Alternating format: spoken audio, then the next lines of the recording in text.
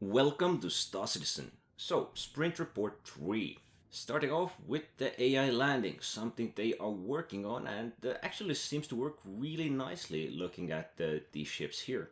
I mean, it's a small step towards a dynamic universe where the AI is going to be doing their own thing, doing their own trading. There's probably going to be pirates as well, and well, I'm guessing most players are going to be those pirates. They probably have this landing on point for just a handful of ships. It's a small step towards a bigger picture. And well, yeah, they're going all the way with the immersion. Speaking of more dynamic universe, let's go over to the NPCs. This next one is quite nice. The NPCs can have different movement speeds, which is kind of cool. So this, in a way, can be good, can be bad, depending on if the NPC is moving into your comfort zone, out of your comfort zone. If there's too many NPCs, you want them to spread up.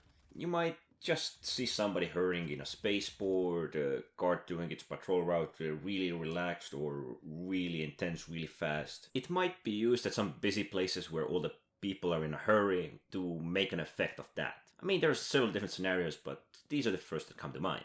But what can actually go pretty well with that is this next one. The scenario where NPCs may apologize, may be polite if they go through your comfort zone or other NPCs' comfort zone.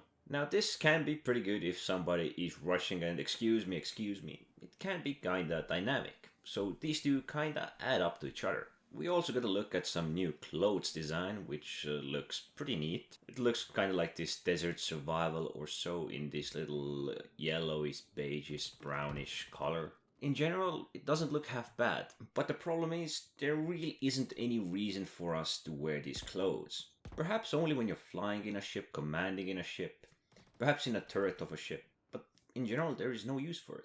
Maybe if there weren't so many armors to go around, to go about, there might be use for these, or certain locations wouldn't sell you armors, don't have armors. This could be, because this could work in a way. Okay then, next up we have different style of caves. This is actually quite nice.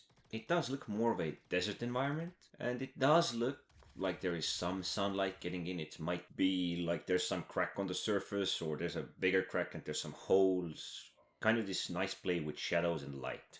Better physics for the vehicles. I mean, this one is probably one of those ones affecting the vehicles which I would like the most. Another would be kind of the damage overall or the survivability overall of the vehicles. But this is also quite great because at the moment, yeah, the gravity doesn't really affect you. There isn't anything to pull you back down and you pretty much can go over everything and anything. If you don't know, the one on the left is what we have right now. The vehicle bounces a bit more, it flies over all these obstacles, while the one on the right is pulled significantly stronger to the ground and seems to be affected more by the effects of gravity and the weight of the vehicle. It bounces a bit harder, but it just doesn't fly away like the one on the left does. And as for last, we have some ship salvage. It's one of those things I really can't wait for, but there's just so much work to be done with this. At first, it's probably not gonna be like every ship is gonna be salvageable, but yeah, to make it so that you can actually salvage anything and everything, that's probably gonna take a while. Still, it's good to see that they're working on some of this ship salvaging. So in a way, you can perhaps pick off some bounties and go after salvaging, or have someone else kill them and just chill about, salvage it, or even find a couple of NPCs fighting and just salvage whoever loses the engagement. But yeah, they show us they're working on it, but I guess we all know it's far off. So this was the Sprint Report 3. There's a couple of things I didn't mention. I'll leave the link down below if you want to check out the full report. It's rather short, 10 minutes, as they usually are. But they're filled with nifty bits of information and good ideas for the future of the game.